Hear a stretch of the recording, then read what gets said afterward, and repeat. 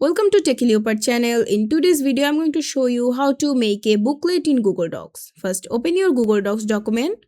Then go to the File option in the top menu. From the drop-down menu, click on Page Setup. This is where we'll adjust the margins to prepare the booklet layout. In the Page Setup window, set all the margins top, bottom, left and right to 0.5 inches. Once you have entered the margins, click OK to save the changes. Next, go to the Format option in the top menu. From the drop-down, select Columns. Then click on More option.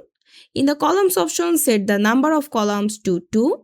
This splits the page into 2 equal parts, which is ideal for a booklet format. Just below that, check the box for the line between columns. This adds a visible line to separate the 2 columns.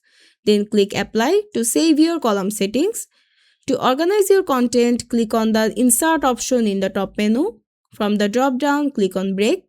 Then select Column Break.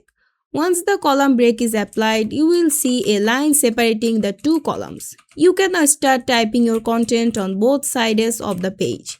And that's it. I hope this video is helpful.